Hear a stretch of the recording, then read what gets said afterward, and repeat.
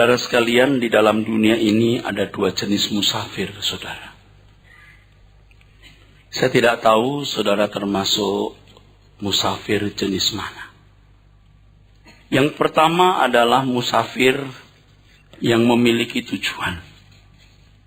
Yang kedua, musafir yang tidak memiliki tujuan. Tidak memiliki tujuan sama dengan musafir yang disoriented. Musafir yang memiliki tujuan ini, saudara, itu sedikit sekali. Dia memiliki orientasi yang jelas. Dia tidak disoriented, dia memiliki orientasi yang jelas. Hanya orientasinya adalah orientasi yang sukar diterima. Ibrani pasal 11 ayat 1. Ibrani 11 ayat 1. Iman adalah dasar dari segala sesuatu yang kita harapkan, dan bukti dari segala sesuatu yang tidak kita lihat. Sesuatu yang diharapkan tetapi tidak dilihat. Itu menjadi tujuannya. Itu yang menjadi tujuannya, saudara. Di 2 Korintus pasal 4, ayat yang ke-18. 2 Korintus 4 ayat yang ke-18. Sebab kami tidak memperhatikan yang kelihatan, melainkan yang tak kelihatan. Karena yang kelihatan adalah sementara, sedangkan yang tak kelihatan adalah kekal. Orientasi dari musafir yang memiliki tujuan ini, saudara, adalah sesuatu yang tidak kelihatan, tetapi diharapkan. Dibahasakan oleh Paulus dalam 2 Korintus pasal yang keempat, ayat yang ke-18, yang tidak kelihatan, yang unseen. Kedua-duanya ini memiliki pergumulan, pencarian atau perburuan. Jangan berpikir kalau musafir yang memiliki tujuan lalu dia tidak ada dalam satu perburuan atau pencarian. Dia juga dalam satu perburuan atau pencarian, saudaraku. Bagaimana menjadikan apa yang tidak kelihatan itu menjadi sesuatu yang real, yang kuat, mengungkung, mencengkeram hidupnya. Seperti kalau kita melihat tulisan Paulus, dia begitu yakin tujuannya. Sebab dia telah memperoleh tujuan imannya itu. Dia telah memperoleh. Dan ini juga lewat proses panjang, saudara. Sedangkan musafir yang kedua ini, saudara, juga dalam perburuan. Tetapi yang diburu yang kelihatan, saudara. Tetapi ini memburu apa yang kelihatan. Banyak orang mencari ketenangan. Jujur saja. Banyak orang mencari ketenangan. Dan konsep ketenangan yang dimiliki oleh hampir semua orang itu, saudaraku, ketenangan yang dibangun dari fasilitas hidup. Jadi kalau sudah punya rumah tenang, anak-anak jadi semua tenang, tubuh sehat. Pendek kata, ketenangan yang dibangun dari apa yang kelihatan. Jujur saja, kita telah memiliki bangunan berpikir semacam itu. Sangat kuat. Sangat kuat. Makanya manusia hidup dalam pencarian. Pencarian yang tidak akan pernah berakhir. Dan akhirnya ketenangan itu tidak pernah diperoleh. Tidak pernah diperoleh. Jarang atau hampir tidak ada manusia yang puas dengan apa yang telah dia peroleh. Dia akan terus mencari apa yang lebih, yang bisa dicapai, apa yang bisa diraih dan dimiliki yang disediakan dunia ini. Berbeda dengan yang satu ini, saudara, yang meletakkan tujuannya pada apa yang tidak kelihatan. Nah, masalahnya bagaimana mewujudkan apa yang tidak kelihatan itu menjadi real baginya. Dan ketika seseorang sungguh-sungguh menjadikan apa yang tidak kelihatan itu real, maka dia mempertaruhkan seluruh hidupnya untuk itu. Ia akan menunjukkan atau membuktikan filosofi hidupnya itu, prinsip hidupnya itu. Dan jujur saja banyak saudara yang belum sampai ke level ini. Belum sampai ke level ini. Kalau gambaran bangsa Israel ya saudara. Orang-orang Israel itu bukan tidak mau dibawa ke tanah Kanaan. Mereka mau. Tetapi mereka mau sampai ke tanah Kanaan tanpa masalah. Tanpa perjuangan. Tanpa pergumulan. Perjalanan Mesir ke Kanaan itu kalau bisa menjadi perjalanan wisata. Itu tidak bisa. Sebab perjalanan di padang gurun itu justru momentum yang sangat penting mereka dipersiapkan untuk pantas menerima tanah perjanjian yang limpah dengan susu dan madu. Nah, saudaraku, nanti saya akan bicara lagi di sini. Sekarang kita masuk dulu ke kesalahan banyak orang.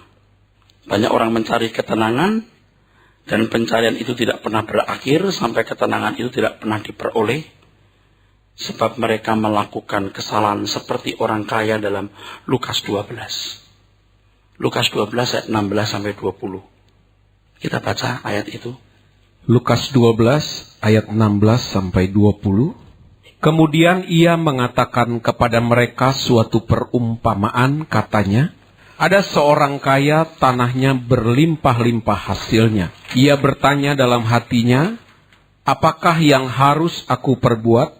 Sebab aku tidak mempunyai tempat di mana aku dapat menyimpan hasil tanahku. Saya ingatkan bahwa fragmen ini dikisahkan oleh Tuhan Yesus yang maha berhikmat, maha bijaksana.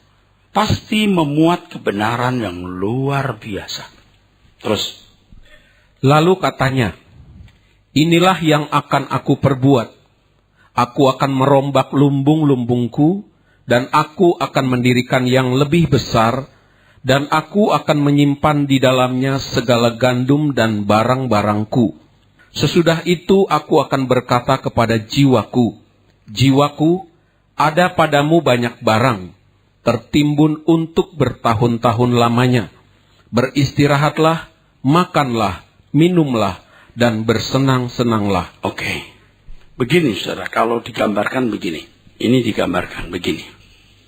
Musafir yang pertama dan kedua ya saudara. Ini kuburan ya saudara.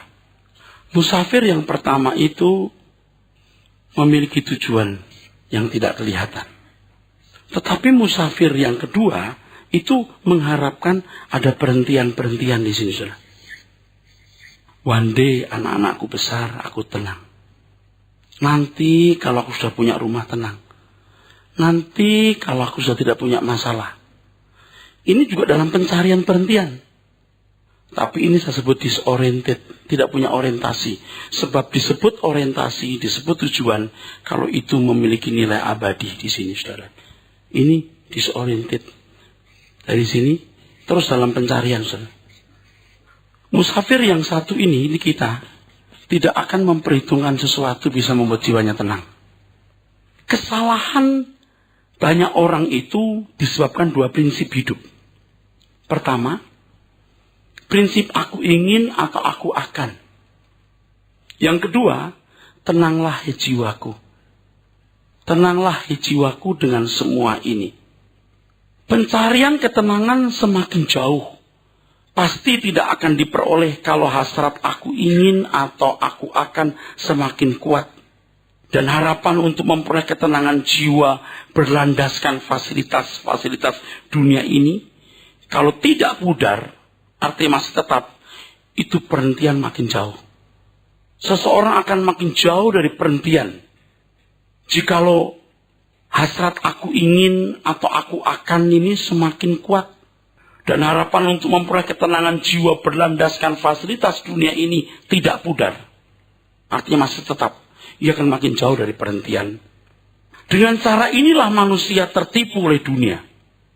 Dengan cara inilah manusia tertipu oleh kuasa kegelapan. Ketika orang mulai aku ingin, aku mau, maka dia membangun selera dalam jiwanya.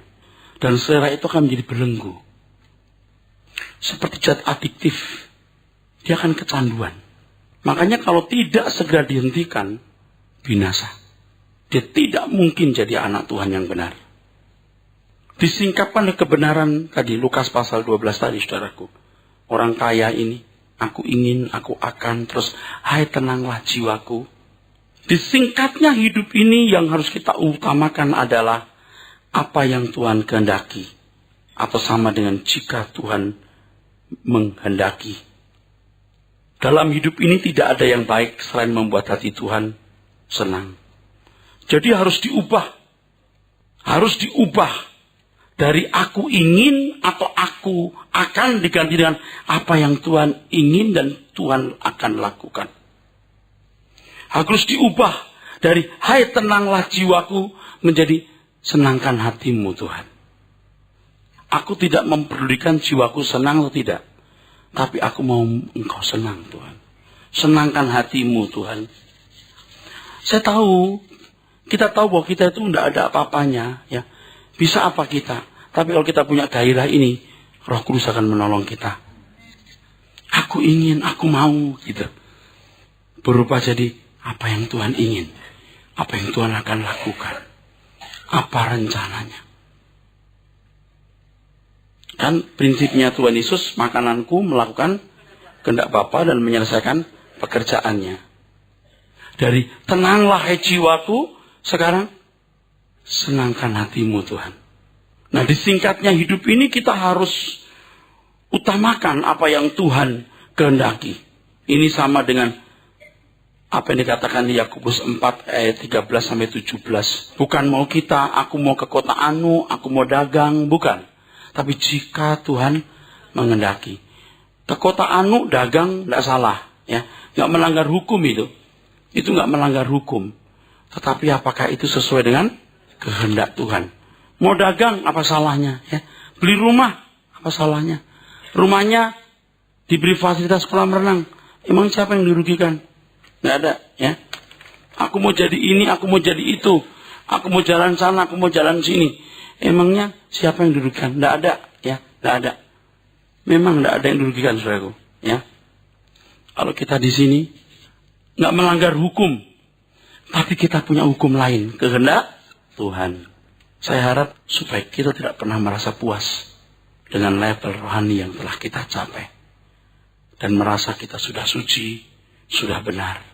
Kita akan merasa selalu haus dan lapar akan kebenaran. Dalam hidup ini tidak ada yang baik. Tidak ada yang baik.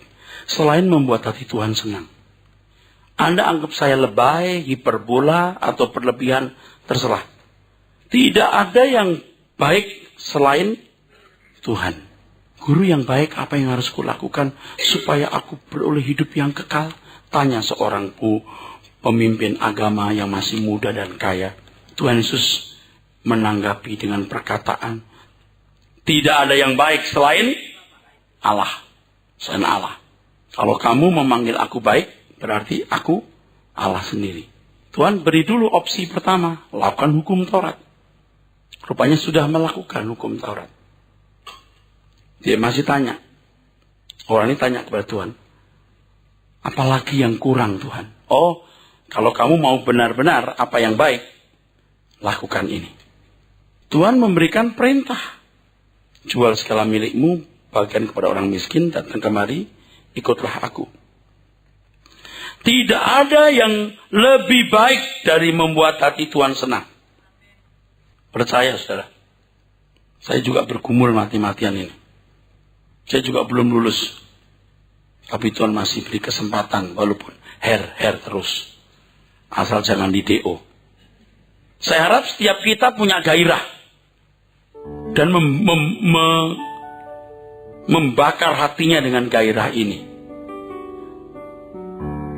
Ku ingin senangkan hatimu,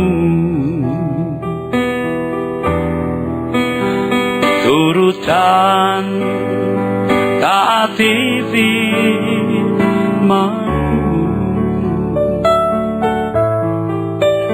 berjalan dalam terang, melayani Tuhan, menjadi berkat hidup. Itu lebih dari Anda jadi pendeta. Itu lebih dari Anda jadi aktivis. Itu lebih dari Anda memberi uang sebanyak apapun untuk gereja atau pekerjaan misi. Gelorakan dalam jiwa kita. Gelorakan dalam jiwa kita. Kita mau senangkan Tuhan.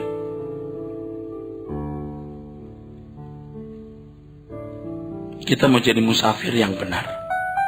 Ya. Musafir yang benar cirinya ini. Bukan aku ingin, tetapi apa yang Bapak inginkan. Bukan senang, hai tenanglah jiwaku, tapi senangkan hatimu Tuhan.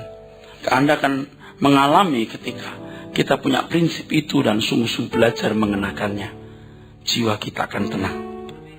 Kita akan menemukan perhentian.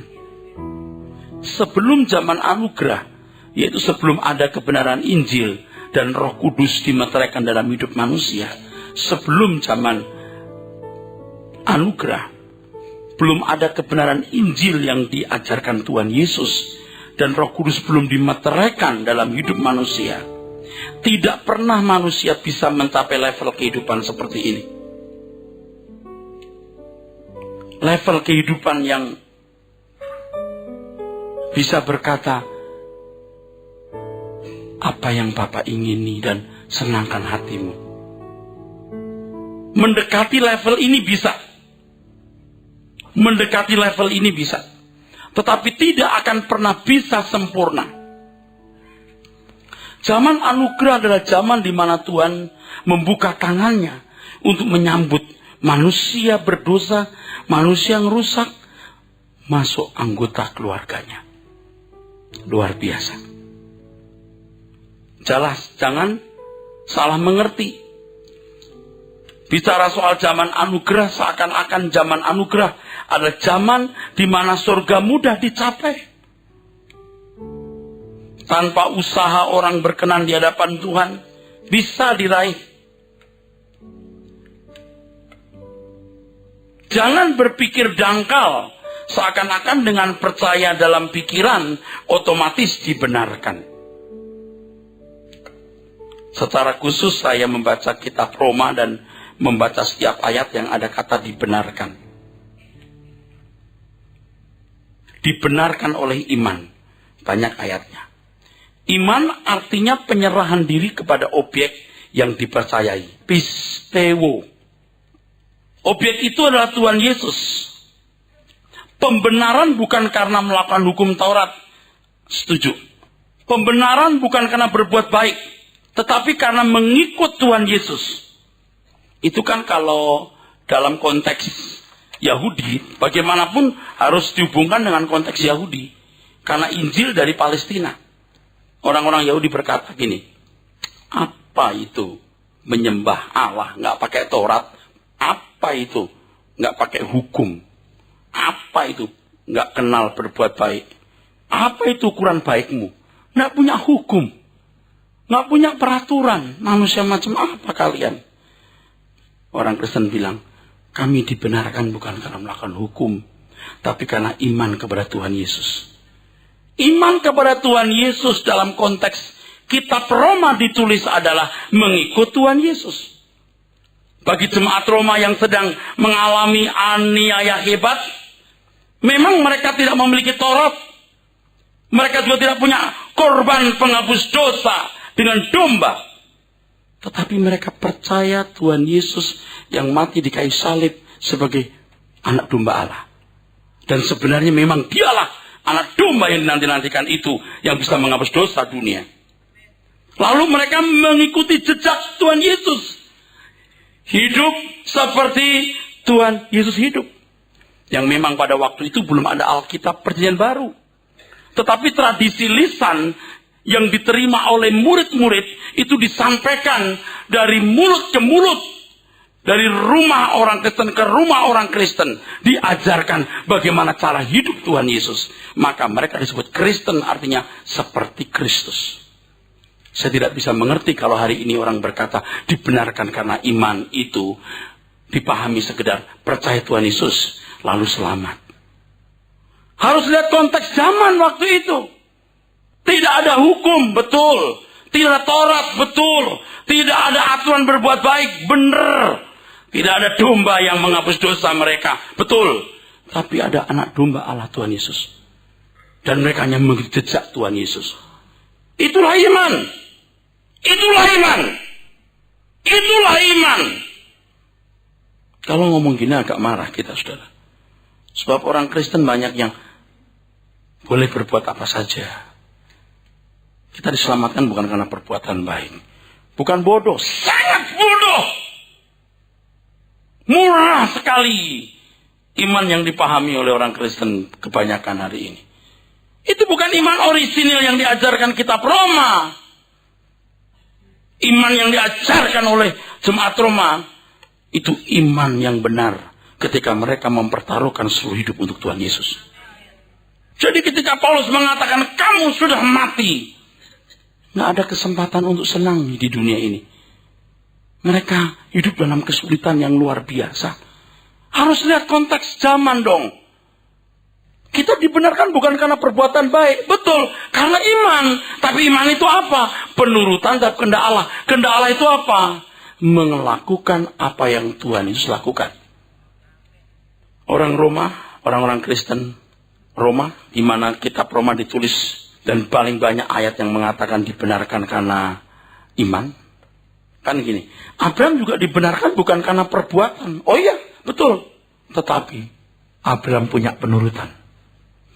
Itu luar biasa. Supaya jangan orang merasa sudah punya iman pada belum punya iman. Sama seperti merasa menang padahal belum menang. Kamu mat pemenang. Kamu mat pemenang. Kata siapa? Firman Tuhan. Firman Tuhan yang mana? Roma pasal 8. Kecuali kamu berani punya kualitas hidup seperti jemaat Roma. Bolehlah kau berkata, kamu mat pemenang, aku mat pemenang. Orang-orang Kristen ini rela menderita seperti yang Tuhan Yesus alami. Kehidupan Tuhan Yesus adalah kehidupan yang prinsipnya adalah melakukan kehendak Bapa dan menyukakan hatinya. Kebalikan dari orang kaya di Lukas pasal 12 ayat 16 sampai 20. Dari hal ini dapat disimpulkan bahwa orang yang dibenarkan memiliki ciri prinsip hidup seperti Tuhan Yesus. Nanti kalau kita bicara kitab Yakobus, itu tidak boleh campur aduk dengan kitab Roma. Harus lihat konteks Yakobus. Untuk siapa surat Yakobus diberikan? Pada zaman apa diberikan? Untuk Roma, bagaimana kondisi Roma? Baru Anda menemukan makna orisinil dari setiap teks sesuai dengan zaman, address, atau penerima surat itu. Nggak boleh di-mix campur aduk. Kita kan akan kehilangan makna orisinilnya. Dan saya melihat justru teolog yang bikin rusak orang-orang Kristen ini. Kalau bicara soal berbuat baik itu dipandang sebagai negatif gitu. Kita bukan hanya harus berbuat baik loh. Sempurna. Ini kalau saya bicara terus dengar baik-baik. Kalau kamu tidak seperti Tuhan Yesus, kamu belum dibenarkan. Kalau kamu belum seperti Tuhan Yesus, kamu belum dibenarkan. Sebab ciri orang yang dibenarkan hidup seperti Tuhan Yesus hidup. Kok mahal banget, Pak? Ya, emang begitu. Emang begitu. Tapi ayatnya konteks zamannya. You mesti mikir konteks zamannya. Nah ngerti. Nanti kualitas hidup kita lihat ya. Itu aja. Jadi kita bisa mengerti mengapa Tuhan Yesus berkata, barang siapa mengikut dia harus melepaskan diri dari segala miliknya. Lukas 14:33. Segala milik. Segala milik dapat diwakili oleh suatu kata keinginan. Keinginanmu harus disalibkan. Sekilas ini mustahil. Tetapi kalau Tuhan memberikan perintah, maka Tuhan akan memampukan kita melakukannya. Untuk ini kita ada zaman anugerah. Jangan bicara anugerah, gampang ke surga. Bicara soal anugerah, berarti kita bisa dengan mudah selamat. Anugerah itu kesempatan Allah membuka tangannya, engkau masuk menjadi keluarga Allah. Makanya Tuhan mengatakan kepada orang-orang yang ikut dia. Di Lukas 14 itu, dari ayat 25-26. Hitung dulu anggarannya. Hitung dulu anggarannya. Di teks lain Tuhan berkata, lebih mudah seekor unta masuk lubang jarum daripada orang kaya masuk surga. Berusahalah masuk jalan sempit. Banyak orang berusaha tapi tidak bisa masuk. Di Lukas 14 tadi, saudaraku sekalian, ya, ayat 33 dikatakan, barang siapa tidak melepaskan diri dari segala milik, tak dapat jadi murid. Lu belajar sama gua percuma. Uang pangkalnya saja melepaskan diri dari segala milik. Segala milik diwakili oleh satu kata, keinginan. Tuhan memberikan perintah. Tuhan akan memampukan kita melakukan. Untuk ini tidak ada yang dapat melatih dan menolong kita bisa melakukan hal ini selain Tuhan Yesus. Selain Tuhan Yesus. Ini anugerah. Orang-orang benar dan nabi-nabi ingin melihat apa yang kamu lihat. Ingin mendengar apa yang kamu dengar. Sebegitu hebatnya, saudara. Ya, inilah zaman anugerah itu. Konyolnya, saudara, bicara soal anugerah itu, asumsi orang itu diarahkan kepada kemudahan. Kemudahan. Waduh, rusak, saudara. Kekristenan yang orisinil itu rusak. Matius 11 ayat 28 sampai 29. Mari kita baca, kita lihat. Kalau saudara membaca dari ayat 25, itu lebih menarik. 25 dulu, Pak. Pada waktu itu berkatalah Yesus, Aku bersyukur kepadamu Bapa, Tuhan langit dan bumi, karena semuanya itu engkau sembunyikan bagi orang bijak dan orang pandai, tetapi engkau nyatakan kepada orang kecil. Ya, orang kecil. Ya. Nepios, orang sederhana, orang yang membuka hati dan pikiran untuk Tuhan. Jadi ada sesuatu yang tersembunyi, yang tidak disingkapkan kepada banyak orang.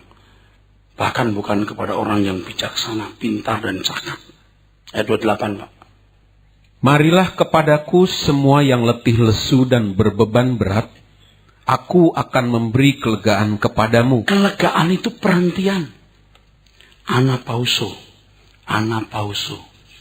Ini sama dengan sabaton. Hari Sabat, perhentian. Aku beri kamu perhentian. Terus? Pikulah kuk yang kupasang dan belajarlah padaku. Ada yang kita mesti pelajari. Terus?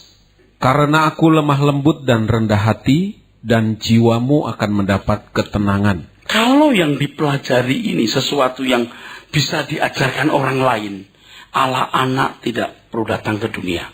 Ini pasti hanya Tuhan yang bisa mengajar. Ini zaman anugerah. Jangan berpikir dengan zaman anugerah ada kemudahan. Semua jadi lebih mudah, jadi smooth. Nah. Zaman anugerah, zaman di mana tangan Tuhan terbuka. Dan menyambut orang-orang berdosa menjadi anggota keluarga Allah. Tetapi yang menjadi anggota keluarga Allah ini harus berani membayar harganya. Perhentian yang artinya, perhentian anapauso di sini, yang artinya, cepat saja, saya katakan, siap, tidak memiliki keinginan kecuali hidup seperti yang Tuhan Yesus ajarkan. Kamu mau belajar padaku di sini, ku ajarkan padamu. Dan pikiran manusia bisa tidak terbatas. Bisa menumpuk apapun yang dia ingini. Makin banyak keinginan, makin capek. Kau makin jadi pengembara yang disoriented, yang gak jelas tujuan. Nah, Tuhan mengajar kita punya tujuan. Tapi sementara di dunia, kita harus merealisir, mewujudkan bahwa yang kita harapkan sesuatu yang konkret, yang nyata. Walaupun kita belum mengalami. Itu kan 2 Korintus 4 ayat 18 kan Pak ya. Kami tidak memperhatikan apa yang kelihatan. Ya. Sekali 2 Korintus 5 ayat 1, jika kemah kami ini dibongkar, betul? Tuhan kasih kemah yang baru. Yakin banget itu, yakin. Dan selama masih pakai tubuh ini, aduh aku pengen cepat ganti pakaian. Rindu. Ayat 7 Pak. 2 Korintus 5 ayat yang ke-7. Sebab hidup kami ini adalah hidup karena percaya. Karena bukan percaya. Karena melihat. Not by sight, but by faith. Nah, Tuhan mengajarkan kita, saudaraku, pengetahuan tentang Allah, damai sejahtera yang melampaui akal, bukan makan minum, tetapi damai sejahtera, sukacita oleh Roh Kudus. Ini lewat proses. Dan Tuhan berkata, akulah perhentianmu. Kita seperti seorang pemain tenis tanpa beban. Pokoknya main. Kalah, silakan. Menang, silakan. Aku main sebaik mungkin. Begitu. Jadi nggak ada beban. Maksudnya begini. Boleh punya rumah, boleh tidak. Boleh punya kendaraan, boleh. Oh, nggak salah punya kendaraan. Nggak keliru, sesuai dengan kebutuhan, saudaraku. Tetapi jangan jadikan itu kelengkapan hidup yang seakan-akan tanpa itu engkau tidak merasa bahagia. Tanpa itu engkau nggak merasa lengkap. Tanpa itu kamu nggak merasa cukup. Di sini orang selalu berkata, Yesus cukup bagiku. Ini nggak gampang. Makanya ada penggembalaan seperti ini. Saya juga tidak mudah untuk menaklukkan pikiranku. Nggak mudah. Nggak mudah, saudaraku. Nggak mudah. Bagaimana aku tidak punya keinginan kecuali melakukan apa yang diingini Tuhan. Aku merasa cukup dengan Tuhan. Anda jangan pikir saya tidak bergumul. Harus bermain tanpa beban. Nggak boleh ada vested interest di dalamnya. Nggak boleh. Nggak perlu ada. Waduh Pak, nggak punya visi. Memang nggak boleh punya visi. Pikiran kita jadi bejana kosong di mana Tuhan yang mengisi visi-visinya. Oke, pertama di sini musafir, terus muter-muter, balik lagi. Jelas, saudara? Jelas. Orang yang dibenarkan karena iman itu orang yang begini. Bukan orang yang sibuk ngurusin hal dunia. Lebih konyol lagi kalau iman dipahami sebagai berkat kesembuhan masalah yang selesai. Nggak masalah, punya masalah, nggak punya masalah. Itu bukan problem. Yang penting aku bertumbuh dalam pengenalan akan Tuhan. Dan damai sejahtera sukacita oleh Roh Kudus dalam Tuhan Yesus. Itulah sebabnya ada penggembalaan seperti ini. Jadi kalau Tuhan berkata belajar padaku. Pasti sesuatu yang tidak bisa diajarkan oleh Musa. Tidak bisa diajarkan oleh siapapun. Hanya Tuhan Yesus yang bisa mengajarkan. Nah kalau kita mengenal Tuhan Yesus. Kenapa kita tidak belajar dari Tuhan? Tapi uang pangkalnya. Kita baca uang pangkalnya dulu, Pak. Tadi kan di 2 Korintus pasal 5 tadi, ayat 7, bukan dengan penglihatan, tapi dengan iman. Oke. Lukas 14 ayat 33 dulu, Pak. Baca lagi, Pak. Ini uang pangkalnya. Saya mau tanya dulu. Sudah bayar uang pangkal belum? Kenapa ada di sini? Oh, nyicil. Uang pangkalnya boleh nyicil. Model-model ini. Oke. Lukas 14:33. Lukas 14:33. Demikian pula lah tiap-tiap orang di antara kamu yang tidak melepaskan dirinya dari segala miliknya tidak dapat menjadi muridku. Ya. Tuhan itu, saudaraku, menghendaki begini loh. Kalau kamu ikut aku, kalau kamu beriman kepadaku, jangan punya keinginan. Hidupmu harus disita oleh imanmu. Imanmu artinya pengikutanmu kepadaku. Bukan begini, aku percaya Tuhan selama di kayu salib. Beres. Semua dibayar, tebus. Lunas. Aku udah bener. Aku udah bener. Orang seperti ini banyak di gereja. Tapi Pak, ayatnya begitu. Lihat jemaat Roma. Tuhan telah mati di kayu salib. Telah bayar dosa-dosa kita. Semua dibayar. Kenapa kita mesti berusaha untuk baik? Semua sudah selesai. Itulah orang-orang bodoh tuh. Dia tidak belajar Alkitab dengan benar. Sok tahu. Belajar yang benar, bro. Baru yuk bicara. Orang-orang yang dibenarkan oleh iman. Orang-orang yang kehilangan seluruh hidupnya. Dan itu iman. Dan itu iman. Orang-orang yang ikut Tuhan Yesus harus rela kehilangan hidup supaya memperoleh hidup. Dulu ada orang pernah punya penglihatan, katanya saya udah masuk peti. Waduh, saya senang banget. Pak Eras sedasar penglihatan, Pak Eras masuk peti. Yes, peti mati. Tapi tangannya Pak Aris masih keluar. Waduh. Itu yang bikin saya jadi malu. Waduh, bener. Bener itu bener tuh, tangan saya masih keluar. Hai. Tapi itu beberapa tahun lampau, saudara. Maksud sekarang saya nggak lebih mati. Ini nggak gampang, saudara. Nggak gampang. Proses ini nggak mudah. Kekristenan itu merenggut seluruh hidup kita. Maka Tuhan katakan, Tuhan menjawab ketika orang bertanya, Tuhan sedikit saja kalau diselamatkan. Berusahalah. Agonisiste, struggle. Berjuang. Masuk jalan sempit. Nah, orang bicara soal anugerah itu kayak pintu dibuka jebret gitu. Nggak pakai tiket, ayo masuk aja, dibayarin sama Tuhan. Nggak ngerti ini orang. Lihatlah Alkitab secara the whole, keseluruhan, entire, seluruhnya, saudaraku. Supaya kita mengerti. Jangan ayatiah, tapi Alkitabiah. Nah, kalau kita sudah melihat hal ini, saya mau tanya, saudara mau pilih yang mana? Yang benar yang atas. Selama ini saudara di mana? Tadi saya kan berdoa, Tuhan, tolong kami untuk menyadari kesalahan kami. Supaya kami juga tahu di mana tempat kami. Betul nggak? Mungkin Anda bingung, ini maksudnya apa sih? Maksudnya ini. Kita itu di mana sebenarnya? Atau kita masih begini-begini? Bahkan kalau Anda sekarang punya masalah belum selesai, jangan jadi berhala masalah itu. Aduh Pak, anak saya satu belum kerja. Aduh Pak, anak satu belum kawin. Aduh Pak, suami saya tidak pulang-pulang. Apapun. Forget it. Anda temukan Tuhan di sini. Saya bimbing saudara lewat suara kebenaran. Lewat CD-CD khotbah itu. Anda akan menemukan perhentian. Anda akan tenang walaupun tanpa apapun, tanpa siapapun. Beri kemuliaan buat Tuhan. Ketika seseorang mengikuti gaya dan isi hidup Tuhan Yesus, maka ia menjadikan Tuhan Yesus sebagai perhentiannya. Jadi perhentian kita bukan hari.